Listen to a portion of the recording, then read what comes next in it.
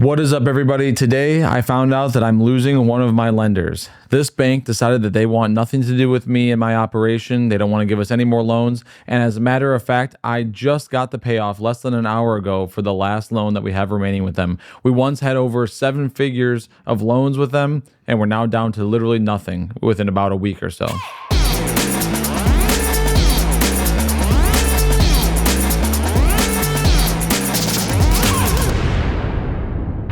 Marathon Bank was once one of my largest lenders. Starting out, they handled the majority of our loans in 2023 or so. They were doing a lot of our 4 units, a lot of our package deals on the south side. They were a lender that was really easy to work with and liked working with us, wanted to work with us. And I felt like it was, mutually beneficial. We always paid them on time. We never once missed a payment, never once had any issues with, debt service coverage ratios, loan to value, all that stuff. Everything was always kosher with them. And the person that I worked with there retired, and I started working with a new guy. And that guy, he's super nice. We talk on the phone relatively frequently, but I've never once done a loan with him. And I've continuously just moved my loans away from them. And they've expressed basically no interest or very little interest in even renewing the last loan that we had with them. It's a 4 unit. It appraised for $350, I think. We owe $177 on it. And I even just asked them about a simple just rate and term refinance to give it another 5 years because it was coming due this year in December. And even that was a bridge too far for them. 177,000, probably is less than a couple percent of our entire exposure to the market. To me, it was a little baffling. Like, why don't they want to do business with us? And I couldn't really figure out why. We all have full-time jobs. We don't use any of the rental income to sustain our own lifestyle. We have no vacancy, literally 0 vacancy right now. To me, it just didn't make a lot of sense. And when you hear something like that from a lender, when a lender that you used to work with or are still working with tells you no more loans, we don't want to deal with you, you're cut off, it should be a moment of pause to say, okay, what am I doing wrong? What could I do differently to try to influence this? Should I change something, or is it the lender's problem? And as you guys have seen, even though that lender says that they don't want to deal with me, on the other hand, I've done over $5 million worth of loans with Summit Credit Union, and I just started working with them last February or March. It should give you a moment to say, hey, am I doing something wrong? Am I over leveraged? Am I being too aggressive? But at the same time, look around and say, okay, are other lenders willing to deal with me? What is it about me or the product that I'm offering them and that they're offering me that isn't jiving? And I just couldn't figure out what it was. They said they didn't want to deal with growth investors. And I was like, okay, well, what investor is not investing to grow? Sure, there's some people that are just sustaining retirement and whatnot, but as a bank, I can't imagine that that's the majority of the loans that you're cutting. I mean, people aren't taking out loans on properties, on businesses to just stay stagnant.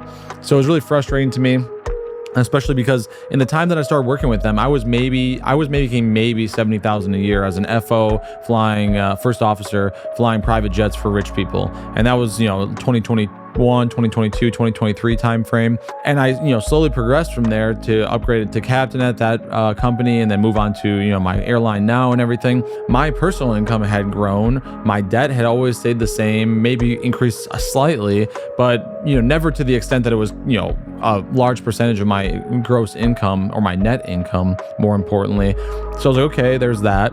But all my partners are in the same boat. All of them are making at least as much as what they were. Most of them are making more. So that wasn't an issue. The properties had always been performing. We have money in the bank. We've always paid our taxes and like all these things.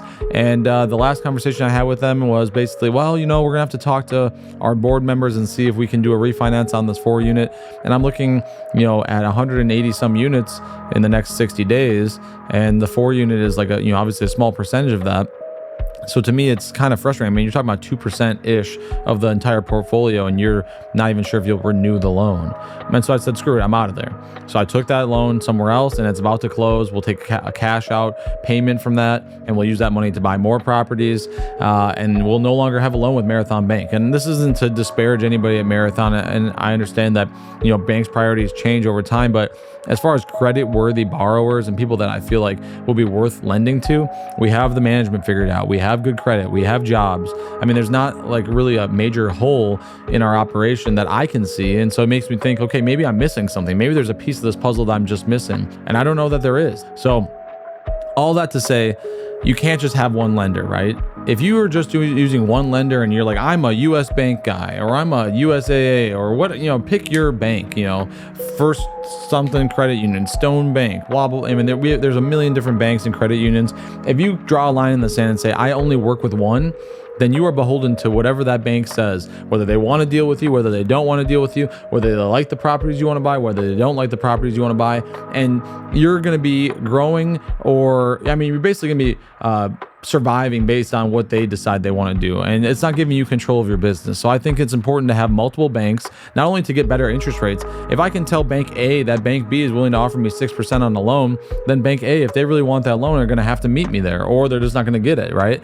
If you only have one option, then that bank can basically, choose all the terms, they can make all the decisions, and you have no say. And especially with rental property, you can only have so much exposure to any one place, right? Eventually they're going to cut you off just because of a sheer size number and say, hey, you have $25 million in loans with us. That's like all we can like legally lend out based on our size and all this stuff. So if you want to grow to a large scale, I think you have to have multiple lenders. And what works for one lender one day might not work for them another day. The Landmark Credit Union for me was huge at the beginning. I haven't used Landmark at all this year. I've used only Summit basically and a couple other one-off lenders, but primarily Summit. I went from probably having a couple $1 million of loans with Landmark down to maybe $1 million. I'd have to do the math and see, but not a whole lot. They still have our operating accounts, so they still get all the money that comes in every month and the money that's sitting in the bank accounts, but our loan exposure to them is relatively small. And part of that was because I reached out to them a couple of times and never heard anything back. And turns out it was just a miscommunication. They accidentally didn't send anything back to my email. But I'm not just going to sit there and say, well, Landmark didn't reply to my email, so I guess I'm just not buying any properties. Maybe I'm a one-off case, but to me, I'm like, okay, well, if they're not going to do it, somebody will do it. This is a country that's built off of people taking on debt and working with banks. So there will be a bank that will take it. If you're forced to use the banks that aren't so great and the ones that have higher interest rates and all these issues, maybe you should take a pause and say maybe there's an issue. But as long as there's a couple credit unions that are willing to work with you, I just keep hammering it, especially in our situation where none of us are living off of this. No one's taking distributions. No one's using this income for anything in their life. So it doesn't matter. It's all on its own. And I'm not going to stop growing just because one bank decides they don't want to work with me. So I'm literally not going to stop. And I don't think it will ever happen because banks are big and I'm small. So they're not going to care about what I'm doing. But there is like a part of me that says, I hope one day that this bank has to come crawling back and say, hey, we'd love to work with you at some point.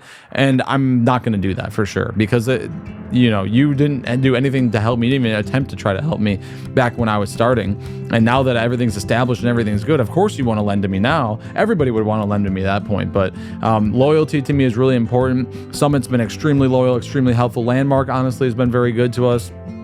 Marathon Bank, though, is kind of on my on my list right now, I guess, because I just haven't seen anything quite like this. I've had moments where Landmark says, hey, let's give it 6 months, come back to us then, just to make sure everything's stable, you're keeping vacancy rate low, all that stuff. And I totally can appreciate that and understand that, especially as a new investor.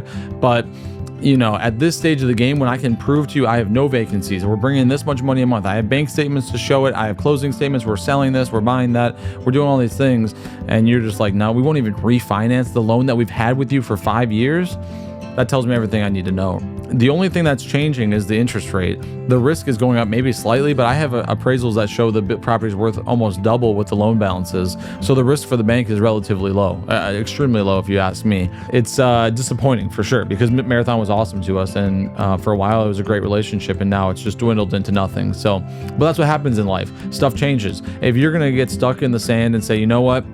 This is what was true yesterday, so I'm gonna sink my heels in and I'm not moving until it's true again. You're gonna get left behind. This business, just like every other business in America, is moving quickly. Things are changing every day. Summit is our go-to right now. Guess what? Summit next year might not be able to help us at all. They might not want to help us. They might draw a line in the sand and say, hey, we can't do any more for you. And then I'll be going back to Landmark, or I'm gonna go to Waterstone Bank, or I'm gonna go here or there. There's enough choices to go around. I just, if you're a new investor and a bank tells you no, you should take a moment to say, what does that mean about what I'm doing? But at the same time, don't let somebody just arbitrarily decide for you when there's other places that will gladly help you and maybe are more investor friendly. that's the kind of the status update with Marathon Bank. I have not done my June video for the rent review. I will be doing that. It just takes some time, and right now I've just been getting slammed with work, so I haven't been able to dedicate the time to do that. So we'll get the June video up. We'll talk about some new purchases. I just did a refinance yesterday off of a hard money loan where we had $485,000 worth of lended money from hard money lenders that we transferred over to Summit Credit Union.